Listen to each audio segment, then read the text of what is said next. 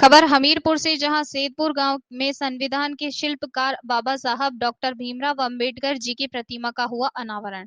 आज विकासखंड राठ के सैदपुर गांव में भारतीय संविधान के शिल्पकार बाबा साहब डॉक्टर भीमराव अंबेडकर की मूर्ति का अनावरण मुख्य अतिथि जिला पंचायत अध्यक्ष हमीरपुर जयंती संतराम राजपूत और विशिष्ट अतिथि विधायक राठ माननीय मनीषा अनुरागी ने फीता काटकर किया।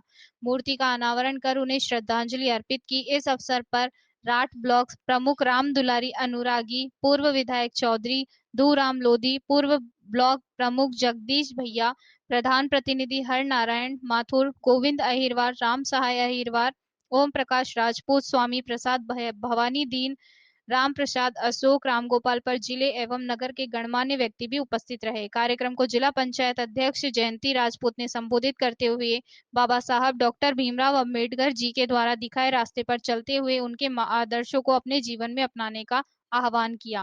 कार्यक्रम का संचालन रमेश चंद्र मास्टर साहब ने किया। बड़ी खबर इटावा से, जहां एक माह के करीब बीत जाने के बाद भी चोरी की बड़ी घटना का खुलासा, तो दूर कैंसर पीड़ित के शिकायती पत्र पर कोई कार्रवाई नहीं की गई। मामला है थाना बकेवर की बराउख चौकी के गांव गंगदासपुर का, जहां अज्ञात चोरों ने एक माह पूर्व के समय रात्रि में घर से लखी चोरी की घटना को अंजाम दिया गया था, जिसमें जिम्मेदार अब तक जानबूझकर बनवे बैठे हैं अनजान। इस मामले में पीड़ित कृष्ण कुमार त्रिपाठी निवासी ग्राम गंगदासपुर चौकी बराउख थाना बकेवर ने दिए शिकायती पत्र के अनुसार बताया कि वह उनकी पत्नी अपनी दवाई लेने के लिए गए थे। दिनांक 9 सितंबर को कैंसर पीड़ित के घर पर अज्ञात चोरों ने चोरी की घटना को अंजाम दिया। घर में चोरी होने की सूचना गांव वालों के माध्यम से पीड़ित को मिली और घर के अंदर देखा गया तो घर के अंदर रखा कीमती सामान सहित चोरी हो चुका था। कुछ सामान बच भी गया था जो दूसरे स्थान पर रखा था। सूचना पर पहुंची पुलिस ने मौके पर जांच पड़ताल भी की, लेकिन पीड़ित के प्रार्थना पत्र पर अभी तक चोरी का मामला दर्ज नहीं किया गया है। सवाल यह है कि चोरी होने की घटना एक माह बीत जाने के बावजूद थाना पुलिस द्वारा मामले को ठंडे बस्ते क्यों डाल दिया गया। कैंसर की बीमारी से ग्रस्त पीड़ित ने एसएसपी इटावा की मांग की है, उक्त चोरी की घटना का खुलासा किया जाए और मामला पंजीकृत किया जाए। हमारा नाम है कृष्ण कुमार त्रिपाठी, दासपुर मंदिर महिवा के पास। हमारे यहाँ मामला साहब ये हुआ कि 9 तारीख की रात को चोरी हुई, पिछली 9 तारीख की रात को। तो रात में ताले काट दिए अंदर से और भीतर तक के, बक्सा वगैरह अलमारियाँ सब तोड़ दी। हमारा उसमें जो सामान रखा था कुछ तो अलग अलग रखा था, तो एक जगह का पूरा चला गया और एक जगह का थोड़ा बहुत बच गया। जो सामान गया है उसमें 4 चूड़ियाँ हैं, एक जंजीर है, 2 अंगूठी हैं, जूड़ा के कांटे हैं, हाथ के 4 खड़ुआ हैं, 7 हीरा के पीस हैं हमारे।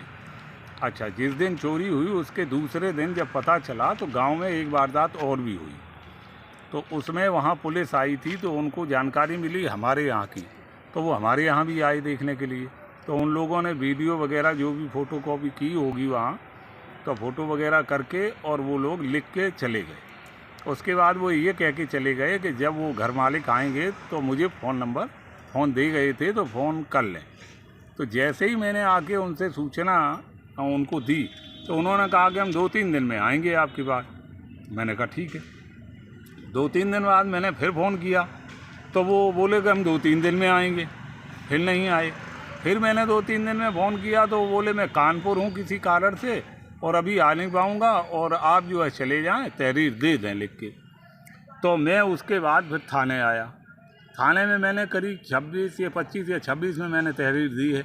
उसके बाद भी कोई कार्रवाई नहीं होती है और ना आज दिन तक हमारे यहाँ किसी प्रकार की पुलिस गई जो जानकारी ली। आज मैं यहाँ थाना बकेवर में आया हूँ, तो यहाँ जो थाना प्रभारी से मिला हूँ उन्होंने ये कहा कि आप घर जाइए और मैं थोड़ी देर के बाद आपके यहाँ आऊँगा। मैं कैंसर का पेशेंट हूँ, 4.5 साल से मैं इलाज करवा रहा हूँ राजस्थान के जोधपुर में। मुझे हर महीने 2 महीने के अंतराल में मुझे वहाँ जाना पड़ता है दवा लेने के लिए, तो यहाँ पे ताला ही लगाना पड़ता है क्योंकि हम 2 लोग हैं, बच्चे हमारे यहाँ रहते नहीं हैं, बच्चे पढ़ते हैं दूसरी जगह, इसलिए मुझे बार बार वहाँ जाना पड़ता है। प्लीज़ हमारी ये कार्रवाई जो है, पुलिस व्यवस्था जो है वो इसको देखे और हमारा सहयोग करे, क्योंकि हमारा लगभग 8 लाख का नुकसान हुआ है और कैंसर पीड़ित जो इंसान है वो शायद है सरकार और प्रशासन व्यवस्था सब समझती है कि उसकी घर की हालत क्या होगी। हम उस समय जोधपुर में थे। हम हमारे कैंसर की दवा लेने गए थे, लेकिन एक हफ्ते ही के लिए वैसे जाते हैं, हफ्ता 10 दिन 15 दिन के लिए, लेकिन अब की बार हमारा कैंसर में कुछ इन्फेक्शन ज़्यादा बढ़ गया। तो डॉक्टर ने रिपोर्ट 2-3 बार हमसे ली, तो मुझे वहाँ रुकना पड़ गया और इंजेक्शन भी मुझे लगे। उसके बाद जब मुझे चोरी का पता चला सुबह, तब मैं यहाँ आया। थाने में दिया है शिकायत पत्र। कार्रवाई के लिए सर आज ही कहा है उन्होंने कि आप घर जाइए और मैं आऊँगा। बाकी आज दिन तक किसी प्रकार का कोई भी पुलिस का कर्मचारी हो या अधिकारी हो, कोई नहीं आया। ये भी पूछने नहीं आए कि आपके यहाँ चोरी हुई नहीं हुई, क्या हुई। तो हम तो गरीब आदमी हैं, हमने तो जो कुछ है वो बेच बाच के तो इलाज करा रहे हैं, और घर में चोरी भी हो गई, व्यवस्थाएं बड़ी खराब हैं। तो इसलिए जो है प्रशासन से हमारा अनुरोध है कि हमारा सहयोग करें। बड़ी खबर भिवाड़ी से, जहां भिवाड़ी को जिला बनाने की मांग ने जोर पकड़ा। भिवाड़ी जिला बनाओ संघर्ष समिति के संयोजक डॉक्टर राजेंद्र सिंह के नेतृत्व में आज भिवाड़ी के सैकड़ों लोगों में आक्रोश रैली निकालकर सरकार से भिवाड़ी को जिला बनाने की जोरदार मांग रखी गई। आज सुबह करीब 8 बजे हरिराम हॉस्पिटल अलवर बाईपास की पर भिवाड़ी की सभी सोसाइटी संस्थाओं के लोगों ने एक मत होकर सरकार से भिवाड़ी को जल्द से जल्द जिला घोषित करने की मांग की।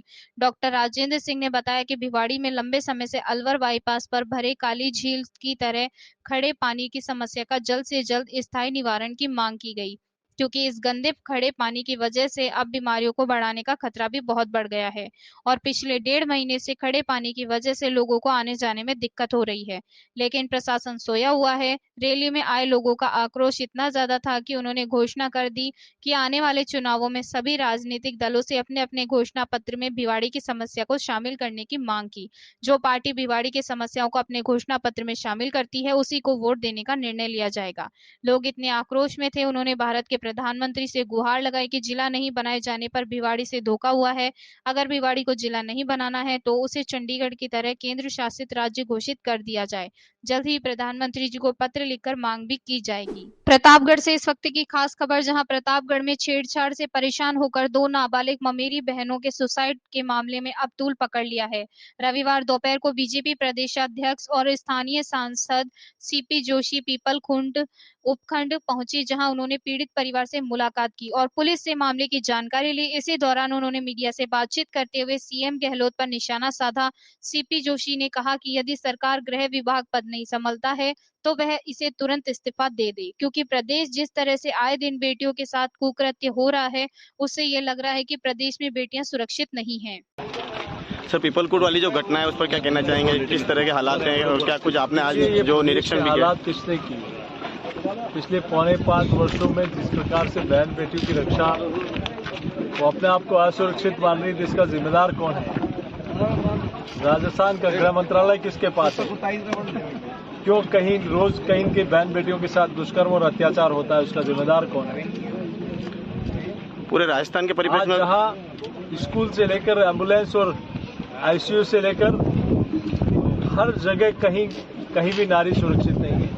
और ये कल की जो घटना है वो दिल दिलाने वाली है। 4 तारीख को, 5 तारीख को, 6 तारीख को लगातार परिवार के लोग, बच्ची और उनके पिताजी रिपोर्ट दे के आते हैं और इवन मुलजिम को भी थाने में ले जाके बिठाते हैं कि ये हमारे साथ बदतमीजी करता है, दुराचार करता है। अगर पुलिस प्रशासन ठीक से कार्रवाई करता तो वो बच्चे भी हो सकता है डांट डपट के बाद सही लाइन पे आ जाती और बच्ची की जान नहीं जाती। तो इसके लिए दोषी कोई है तो राजस्थान के गृह मंत्री दोषी हैं, जिनके रहते हुए राजस्थान में आज दुष्कर्म 1 नंबर पर पहुंच गया, महिला अत्याचार में राजस्थान 1 नंबर पर पहुंच गया। मुख्यमंत्री अशोक गहलोत जी, आपको तुरंत गृह मंत्रालय से इस्तीफा देना चाहिए। खबर कोटा से, जहां वार्ड नंबर 19 के बूथ अध्यक्षों में कार्यकर्ताओं की श्री हेमंत शर्मा जी लाडपुरा विधानसभा विस्तारक और पार्षद विजय लक्ष्मी प्रजापति के द्वारा पार्षद कार्यालय पर मीटिंग का हुआ आयोजन। वार्ड नंबर 19 कोटा दक्षिण पार्षद विजय लक्ष्मी प्रजापति ने बताया कि आज के कार्यक्रम की अध्यक्षता महावीरेंद्र सिंह हाडा के द्वारा की गई। कार्यक्रम की शुरुआत मां सरस्वती को माल्यार्पण और दीप प्रज्वलित कर की गई। अतिथियों का माला पहनाकर स्वागत किया। हेमंत शर्मा जी ने बताया कि हमें हर बूथ पर जो बूथ अध्यक्ष है, उन्होंने अपने बूथ पर जो 21 कार्यकर्ताओं की सूची बना रखी है, उस सूची के अनुसार सभी लोगों को हर बूथ के एक पन्ने का पन्ना प्रमुख बनाकर सभी से मिलना है, ताकि हम अपनी पकड़ से सभी व्यक्ति तक पहुंच सके और हमें हमारे माननीय प्रधानमंत्री श्री नरेंद्र मोदी जी के द्वारा चलाई जा रही योजनाओं की घर घर जानकारी पहुंचाई जाए।